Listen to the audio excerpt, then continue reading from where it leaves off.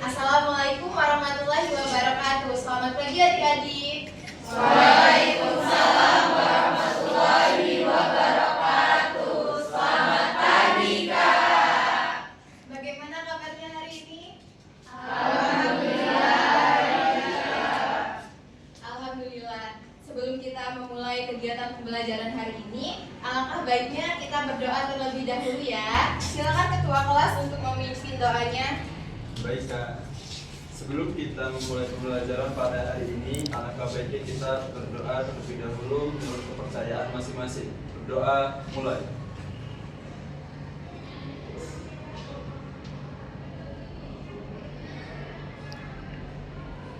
Berdoa selesai. Sekarang kakak cek dulu ya kehadirannya. Apakah hari ini ada yang tidak hadir? Hadir semua, Kak. Baik, hari ini kita akan belajar terkait larutan elektrolit dan non-elektrolit. Apakah kalian sudah ada yang pernah dengar atau tahu larutan elektrolit dan non-elektrolit? Saya, Kak, larutan elektrolit itu yang bisa menghantarkan listrik, Kak. Benar, larutan elektrolit adalah larutan yang zatnya mampu menghantarkan arus listrik ketika dilarutkan dalam air. Jadi kalau banjir, seluruh sambungan listrik dimatikan karena air dapat menghantarkan arus listrik. Nah, di sini apakah ada yang tahu contoh dari larutan elektrolit dan non-elektrolit?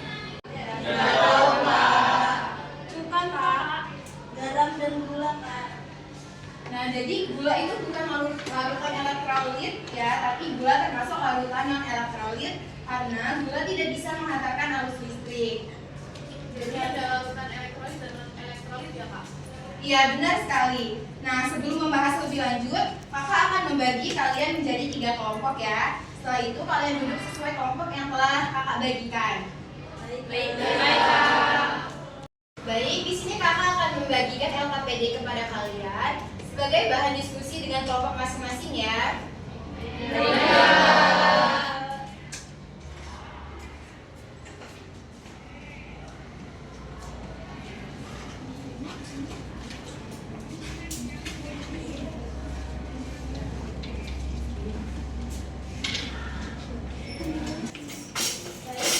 Silakan kalian mengamati wacana yang terdapat pada LKPD dan kakak akan menampilkan video terkait wacana.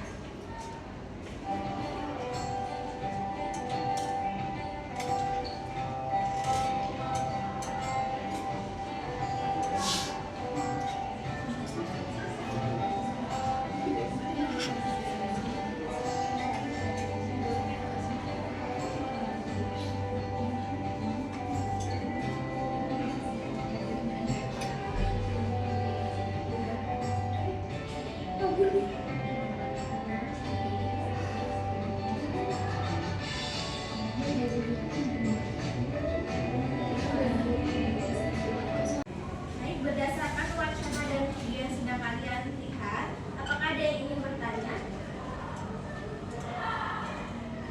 Ya, Kak. Jika seorang menyentuh sungai ikan-ikannya akan mati, berarti itu menyentuh ikannya atau airnya, Kak? Baik, jadi orang itu menyentuh air sungainya ya, karena dalam air sungai itu ada ion-ion yang dapat menghantarkan arus listrik, maka arus listrik itu dapat dari setrum merambat ke dalam air sungai sehingga air itu mengandung listrik dan membuat itu jadi nyetrum airnya ya, Kak? Berarti itu termasuk larutan elektrolit, Kak? Benar. Apa kalian ada yang tahu larutan itu dibagi menjadi apa saja?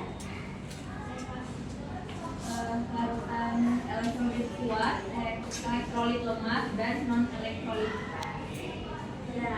Nah, untuk lebih meningkatkan pemahaman kalian terkait pertanyaan dan materi larutan elektrolit dan non-elektrolit, kita akan melakukan eksperimen sederhana. Baik, di sini kakak meminta perwakilan kelompok untuk melakukan praktikum sederhana. Ayo, masing-masing kelompok 2 orang.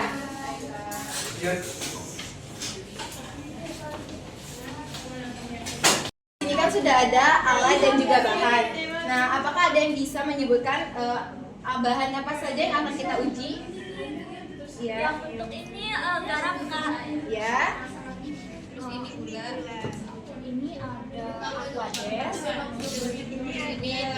Cuka. Nah, benar ya. Kalau yang ini apa, Kak? Nah, itu namanya isotonik.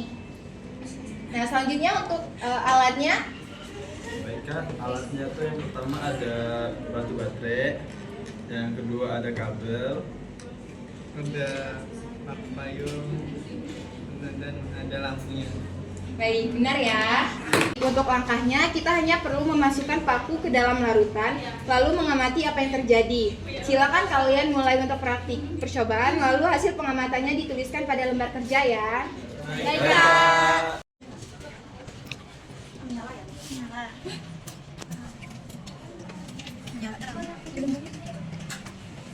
Ini ada gelembungnya tuh, jadi fokus tuh. Oh, ada gelembung. Ada gelembung. Ada banyak gelembung. Gelembung mana?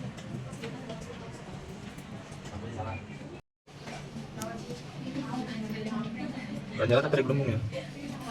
Kanan dia isopan. Ada gelembung itu? Iya, Kak. Yang isopan nggak nyala. Isopan nggak nyala. Itu tadi gak nyala ya? Nyala satu malah.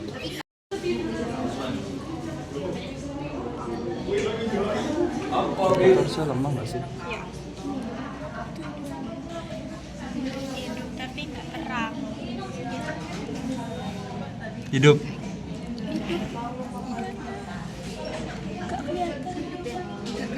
Redup banget. Redup ya? Redup. Ini gak nyala gak sih? Aquades. Air. Gak hidup. Gak ada gelembung. Iya. Dia nana elektrolit. Terus aja. Gue mungker-mungker.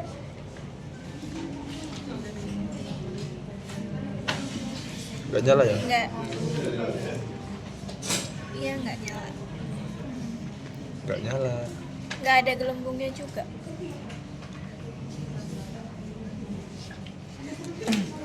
Baik, adik-adik, setelah kalian mengamati percobaan, coba kelompokkan yang termasuk elektrolit kuat, lemah, dan non-elektrolit serta ciri-ciri yang membedakannya. Baik, Kak. Apakah ada yang bisa mencoba mengelompokkan? Saya, Kak. Ya, silakan. Pada larutan garam timbul banyak gelembung dan nyala lampu terang yang menandakan larutan elektrolit kuat. Yang kedua, larutan cuka. Air dan isotonik terdapat sedikit gelembung dan nyala lampu padam atau tidak menyala yang menandakan larutan elektrolit lemah. Yang ketiga, ada larutan teh dan larutan gula. Tidak ada gelembung dan lampu tidak menyala yang menandakan larutan non elektrolit, Kak. Baik, benar ya. Selanjutnya berdiskusi dengan kelompok masing-masing untuk mengerjakan LKPD kalian sesuai dengan hasil praktikum. Di sini kakak beri waktu 30 menit untuk menjawab pertanyaan. Kalian boleh mencari referensi di buku atau internet ya. Dan kalau ada yang ingin ditanyakan, boleh tanyakan sekarang. Baik, Kak.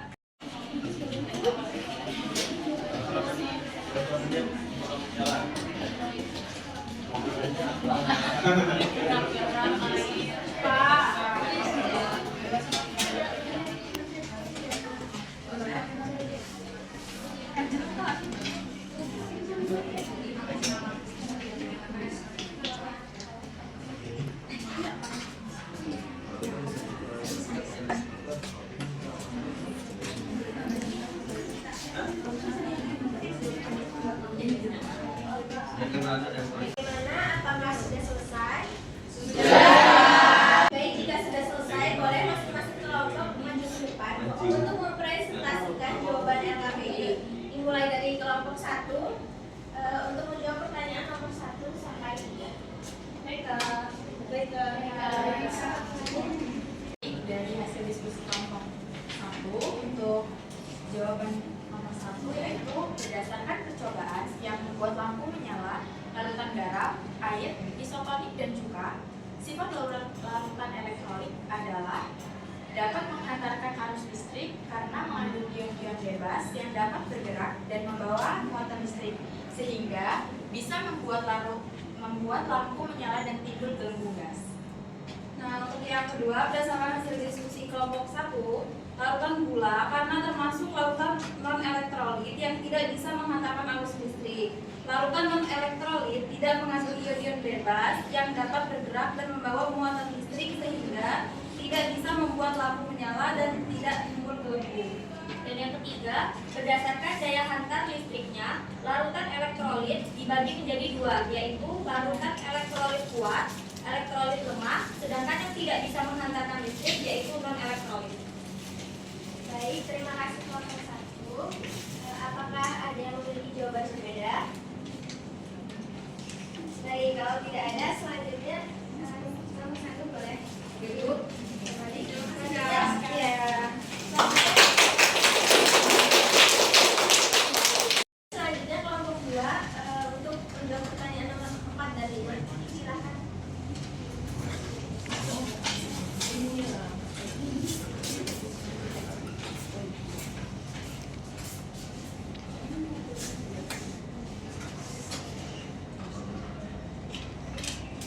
Baik, jadi di sini kami dari kelompok 2 akan menjawab pertanyaan nomor 4 dan 5.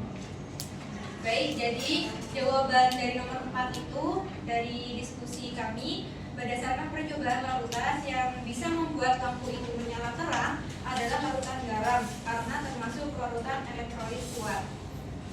Nah, untuk nomor 5 berdasarkan hasil diskusi kami, larutan elektrolit kuat adalah larutan yang terdisosiasi sepenuhnya menjadi ion-ion ketika dilarutkan dalam air. Ini berarti hampir semua molekul zat terlarut akan memisah menjadi ion. Karakteristik dari larutan elektrolit kuat adalah dapat menghantarkan arus listrik dengan baik dan menghasilkan banyak ion bebas dalam larutan. Benar ya? Apa yang sudah disampaikan oleh kelompok 2. Terima kasih kelompok 2. Nah, di sini apakah ada yang mau menyampaikan jawaban yang berbeda? Ya, Kak. Ya, silakan. Kelompok 1 sendiri untuk jawaban nomor 5 berbeda dengan kelompok 2, Kak. Karena hasil diskusi kelompok 1 nomor 5 adalah larutan elektrolit kuat adalah larutan yang sepenuhnya menjadi ion-ion ketika dilarutkan dalam air. Ciri khas larutan ini adalah kemampuannya menghantarkan arus listrik dengan baik sehingga membuat lampu menyala dan timbul gelembung gas, Kak. Oke, bisa juga ya yang dikatakan oleh Elsa tadi. Baik, silakan untuk kelompok 2 duduk. Dan yang terakhir kelompok 3 untuk mempresentasikan jawaban nomor 6 dan 7.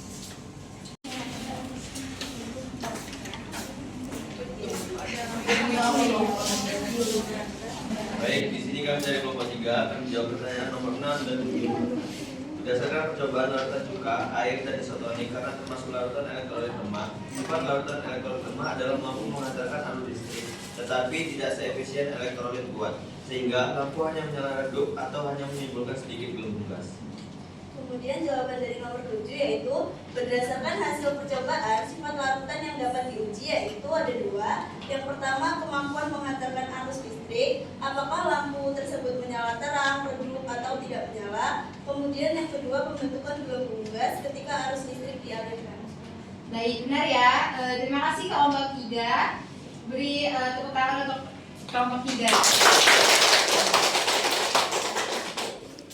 Jadi hasil presentasi kalian tadi dari kelompok 1 sampai kelompok 3 itu sudah bagus dan benar ya untuk jawabannya.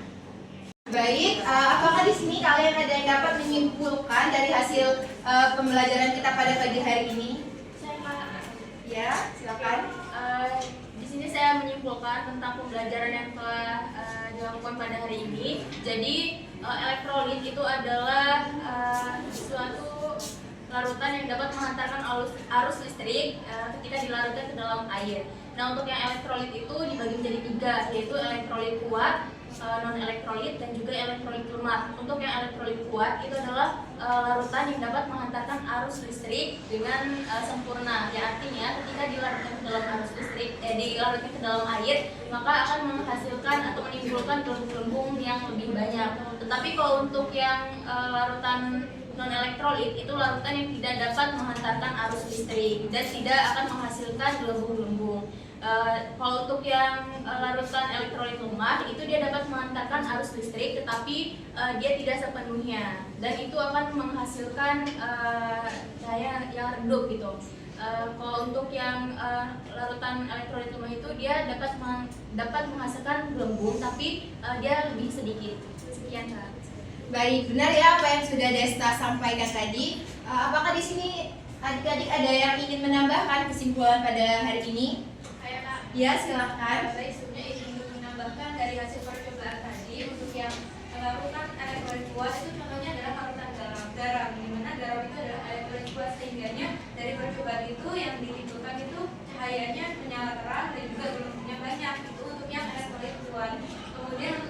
jawaban kedua itu elektrolit lemah, itu contohnya larutan cuka, yang mana hasil daripada elektrolit lemah ini itu lampunya redup dan juga gelembungnya sedikit, tapi tetap ada, namun hanya sedikit. Kemudian untuk yang percobaan larutan non elektrolit itu lampunya tidak menyala dan tidak timbul gelembung. Baik, benar ya apa yang sudah disampaikan oleh Inayah dan juga Desta. Terima kasih Inayah dan Desta karena sudah menyimpulkan pembelajaran kita pada hari ini. Baik, karena jam pembelajaran kita sudah mau habis, sebelumnya tadi kita sudah membahas larutan elektrolit dan non-elektrolit.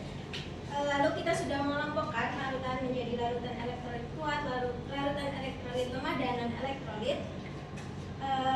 Untuk pertemuan besok kita akan melanjutkan materi masih terkait larutan elektrolit dan non-elektrolit, untuk lebih dalamnya terkait jenis ikatan yang terjadi pada larutan.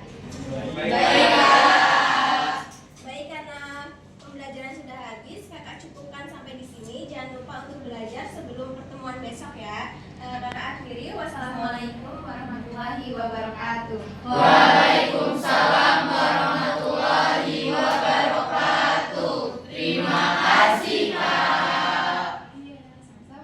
Warahmatullahi wabarakatuh. Selamat pagi adik-adik. Waalaikumsalam warahmatullahi wabarakatuh. Selamat pagi Kak. Bagaimana kabar kalian hari ini? Apakah sehat semua? Alhamdulillah. Sebelum kita mulai kegiatan pembelajaran hari ini, alangkah baiknya kita berdoa terlebih dahulu ya. Silakan ketua kelas untuk memimpin doanya. Baik Kak. Sebelum kita memulai pembelajaran pada hari ini, alangkah baiknya kita berdoa terlebih dahulu menurut agama dan kepercayaan masing-masing. Berdoa mulai.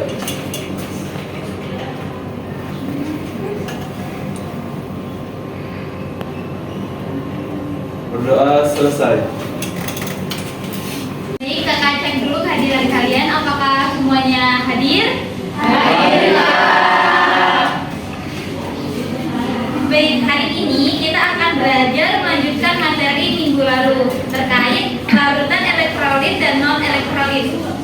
Adakah yang masih ingat larutan elektrolit dan non-elektrolit itu apa dan contohnya dalam kehidupan sehari-hari?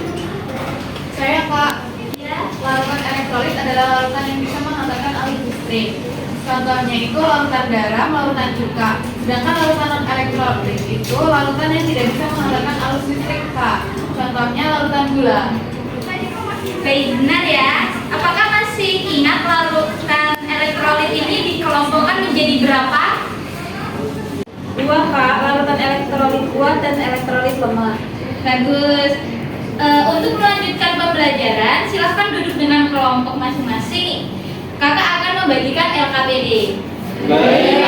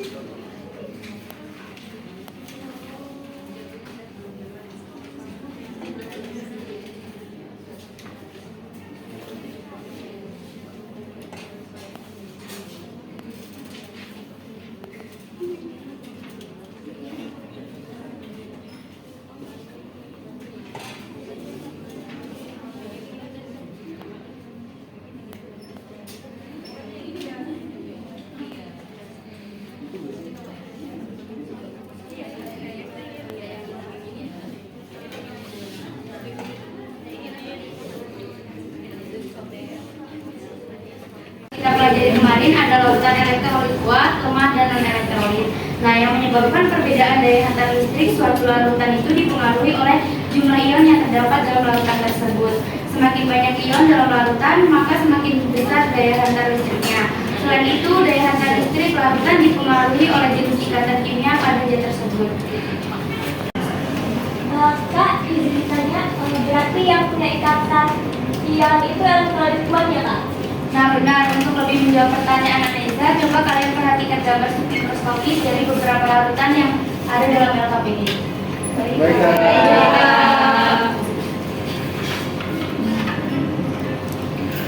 Sekarang dapat kalian lihat pada layar PPT itu gambar spektroskopis dari larutan yang kemarin sudah kalian lakukan.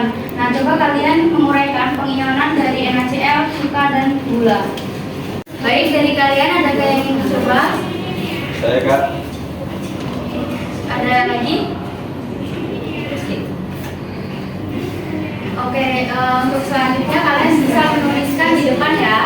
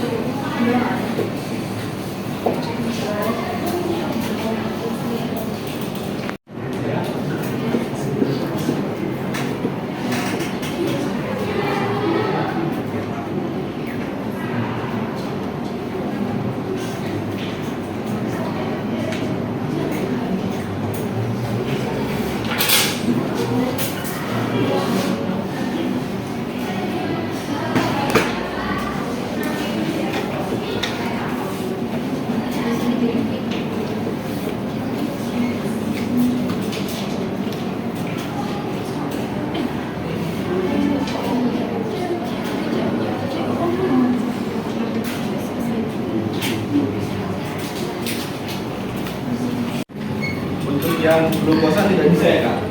Ya benar. Nah, untuk keadaan zat terlarut dalam satu larutan itu berbeda-beda. Ada yang terionisasi sempurna dalam larutan, ada yang terionisasi sebagian, dan ada pula yang tidak mengalami ionisasi. Oleh karena itu, glukosa tidak mengalami ionisasi karena termasuk ikatan kovalen nonpolar. Seperti pada NaCl itu terjadi ikatan ion di mana terjadi ionisasi sempurna. Apakah ada yang ingin ditanyakan? Ya, kenapa NaCl bisa ionisasi sempurna sedangkan cuka tidak? Pertanyaan bagus. Seperti yang sudah kakak jelaskan, ionisasi sempurna ini terjadi pada senyawa ionik seperti NaCl karena struktur kristalnya langsung terurai menjadi ion-ion saat larut dalam air.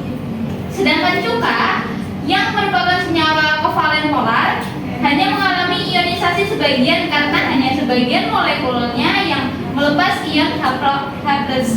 Apakah ada yang ingin menambahkan? Ya, silakan. Saya Kak. Apakah semua larutan ionik akan selalu ionisasi sempurna? Tidak selalu. Ada beberapa senyawa ionik yang memiliki kelarutan rendah di air, sehingga ionisasi tidak terjadi sempurna karena hanya sedikit ion yang terbentuk, contohnya seperti BaSO4. Kalau begitu kak, apa perbedaan dari ionisasi sempurna dengan larut sempurna? Nah, itu pertanyaan yang bagus juga. Ionisasi sempurna itu berarti semua molekul terurai menjadi ion-ion dalam larutan. Sedangkan larut sempurna lebih mengacu pada klasifikasi zat itu sendiri, di mana semua zat larut tanpa sisa. Kedua hal ini saling berkaitan, tetapi tidak selalu sama. Ada lagi yang ingin bertanya? Iya, Kak. Baik, selanjutnya pada juga terjadi ikatan kovalen polar di mana terjadi pengionan sebagian. Nah, apakah ada yang ingin ditanyakan tentang larut cuka? Tidak ada. Yang selanjutnya itu glukosa. Nah, pada glukosa ini tidak terurai menjadi ion-ion karena termasuk ikatan kovalen polar. Apakah ada yang ingin ditanyakan? Saya Kak, berarti untuk membedakan larutan elektrolit kuat, lemah, dan non elektrolit itu harus tahu jenis ikatannya ya Kak? Benar. Nah, kalian perlu tahu dulu larutan itu memiliki ikatan apa. Apakah terurai menjadi ion-ion atau tidak seperti yang sudah kakak jelaskan? Apakah ada yang ingin ditanyakan lagi? Tidak. Baik, jika tidak ada, silakan kalian kerjakan soal-soal dalam LKPD yang sudah kakak berikan. Bertanya kak, Ya, berapa menit kak? kakak akan beri waktu 30 menit. Apakah cukup? Cukup.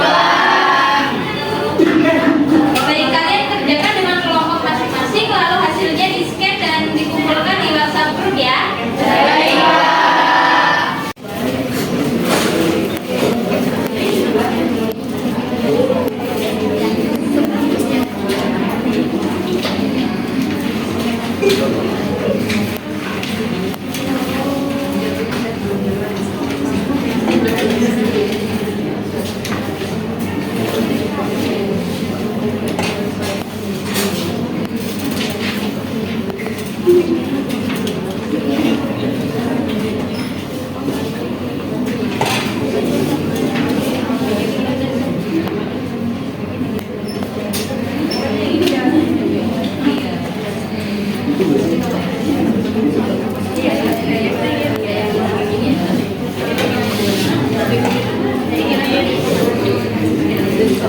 apakah sudah selesai dan mengumpulkan semua adik-adik?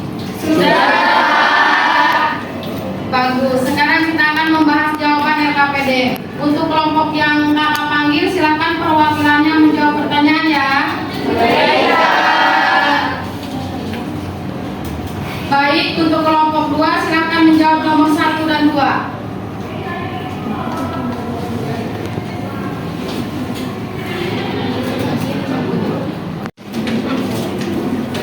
Ya, silakan.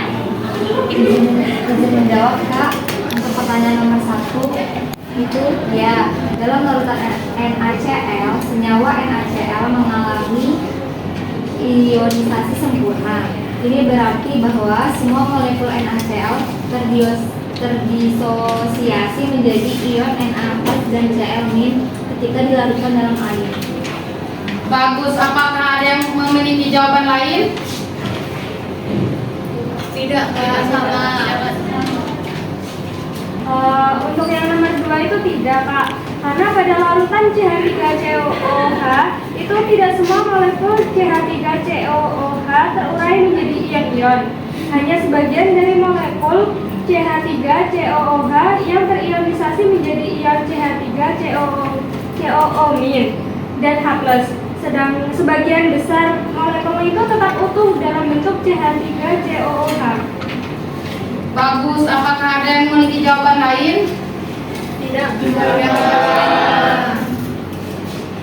Baik, benar ya jawaban kelompok 2. Selanjutnya kelompok 3 silakan menjawab pertanyaan nomor 3 dan 4. Satu lagi siapa? Siapa ini? Saya Kak, saya perwakilan dari kelompok 3 akan menjawab nomor 3 dan 4. Untuk nomor 3 jawabannya adalah tidak. Dalam larutan gula, semua molekul gula tidak terionisasi dan gula seperti sukrosa tetap sebagai molekul utuh dan tidak terdisosiasi menjadi ion-ion dalam larutan. Sedangkan nomor 4, analisis penyebab larutan NaCl dan CH3COOH dapat menghantarkan arus listrik. Larutan NaCl atau natrium klorida dan CH3COOH atau asam asetat dapat menghantarkan arus listrik karena keduanya merupakan elektrolit yang terdisosialisasi dalam air. Pertama, NaCl. Ketika NaCl dilarutkan dalam air, ia terdisosiasi menjadi ion Na+ dan Cl-. Ion-ion ini bebas bergerak dalam larutan dan dapat menghantarkan arus listrik. Lalu, CH3COOH, meskipun CH3COOH adalah asam lemah dan tidak sepenuhnya terdisosiasi, ia tetap menghasilkan ion H+ dan CH3COO- di dalam larutan. Ion-ion ini juga mampu menghantarkan arus listrik meskipun dalam jumlah yang lebih sedikit dibandingkan dengan NaCl. Baik, apakah ada yang memiliki jawaban lain? Baik, untuk kelompok 1 silakan mempresentasikan nomor 5 dan 6. Baik, izin menjawab nomor 5. Dari hasil diskusi kami, jelaskan perbedaan gejala lampu dan gelembung gas antara larutan NaCl dan CH3COOH. Walaupun kedua larutan tersebut adalah elektrolit, mereka menunjukkan gejala yang berbeda ketika dialiri arus listrik. NaCl, ketika arus listrik dialirkan, NaCl menghasilkan gejala lampu yang jelas dan mungkin sedikit gelembung gas, tergantung pada konsentrasi larutan. Proses ini terjadi karena ion Na+ dan Cl- bergerak bebas dan berkontribusi pada penghantaran arus listrik. Sedangkan CH3COOH dalam kasus ini, CH3COOH menghasilkan lebih sedikit gelembung gas dan cahaya yang lebih redup. Hal ini disebabkan oleh konsentrasi ion yang lebih rendah akibat sifat asam lemah, di mana tidak semua molekul CH3COOH terdisosiasi menjadi ion. Oleh karena itu, arus listrik yang dihasilkan lebih rendah dari gejala yang muncul juga lebih sedikit. Untuk nomor 6 sendiri, penyebab larutan gula tidak dapat menghantarkan arus listrik adalah karena larutan gula atau sukrosa tidak dapat menghantarkan arus listrik karena gula ion saat dilarutkan dalam air. Molekul gula sendiri, gula larut dalam air sebagai molekul utuh dan tidak memproduksi ion-ion bebas, seperti pada NaCl atau CH3COOH tanpa adanya ion yang bebas bergerak. Tidak ada penghantaran arus listrik yang dapat terjadi. Oleh karena itu, meskipun larutan gula tampak seperti cairan lainnya, ia tidak dapat menghantarkan listrik karena kurangnya ion-ion yang diperlukan untuk proses tersebut. Baik, apakah ada yang memiliki jawaban berbeda? Benar ya, yang sudah dijawab masing-masing kelompok. Dari pertanyaan-pertanyaan tadi, apakah ada yang masih dibingungkan? Silahkan ditanyakan. Baik, jika tidak ada, kakak harap kalian sudah paham semua ya.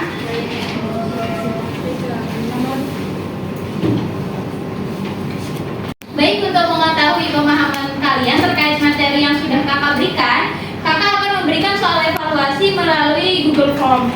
Kalian kerjakan secara individu ya. Silahkan kalian kerjakan dulu sampai sebelum jam pelajaran habis.